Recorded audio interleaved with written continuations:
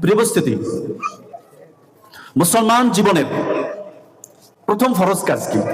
আমরা তো সবাই মুসলমান, তাই না?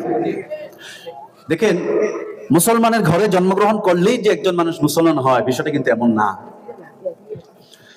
নবী করিম সাল্লাল্লাহু আলাইহি সাল্লাম বলেছেন, কুল্লু মাউলুদুন ইউলাদু আলাল ফিতরাহ ফাআবাওয়াহু ইউহাউইদানিহি আও ইউনাসসিরানিহি আও ইউমাজ্জিসানিহি। নবী করিম সাল্লাল্লাহু আলাইহি সাল্লাম বলেছেন, প্রত্যেকটা নবজাতক শিশু যখন জন্মগ্রহণ করে, প্রত্যেকটা শিশুই ইসলামের উপরে জন্মগ্রহণ করে। বলুন সুবহানাল্লাহ।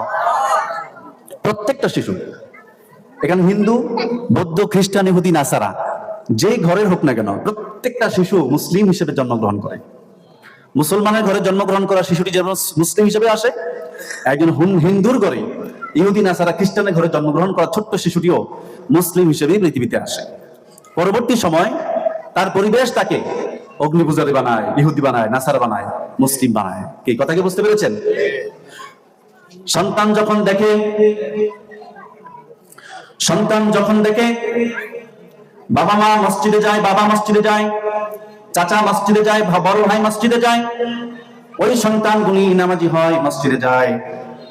আর সন্তান যদি দেখে তার বাবা মা, ভাই বোন, আত্মীয় স্বজন তারা গির্জায় যায়, তারাও গির্জায় যায়, তারা যদি মন্দিরে যায় তারাও মন্দিরে যায়, তারা যদি পেগোডায় যায় তারাও পেগোডায় যায়, ঠিক কিনা? বড়দেরকে যেভাবে দেখে ছোটরা সেভাবে কি শিখে। তাহলে কথা হচ্ছে, মুসলমানের ঘরে জন্মগ্রহণ করলেই যে মুসলমান, বিষয়টা এমন না। প্রত্যেকটা শিশুই মুসলিম হিসেবে আসে।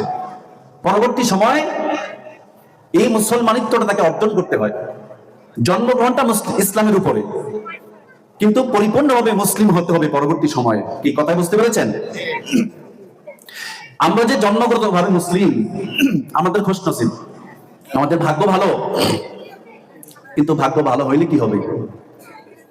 মুসলমান জীবনের প্রথম যে কাজ, একজন মুসলিমের সর্বপ্রথম তার উপরে ফরজ যে দায়িত্বটা অর্পিত হয়, সেটা হচ্ছে নামাজ আদায় করা, নামাজ প্রতিষ্ঠা করা, ঠিক না? এখানে আজকে যারা আছেন, আজকে 5 ওয়াক্ত নামাজ হয়ে গেছে। যদি আমরা বলি যে 5 ওয়াক্ত নামাজ আজকে আদায় করেছেন কে কে, অনেকেই হাত উঠাতে পারবেন না, ঠিক কিনা? আপনারা বলেন, নামাজ না পড়লে কি মুসলমান থাকা যায়? কি বলেন, মুসলমান থাকা যায়? আমরা পরস্পর ভাই, হিন্দু ভাই, খ্রিস্টান ভাই, ইহুদি ভাই, নাসারা ভাই, আমাদেরকে হতে হবে মুসলিম ভাই। কি ভাই হতে হবে? মুসলিম ভাই হতে হবে। তা মুসলিম ভাই কারা? দ্বীনি ভাই কারা? তার সংজ্ঞাটা আল্লাহ তাআলা কোরআনে দিয়েছেন।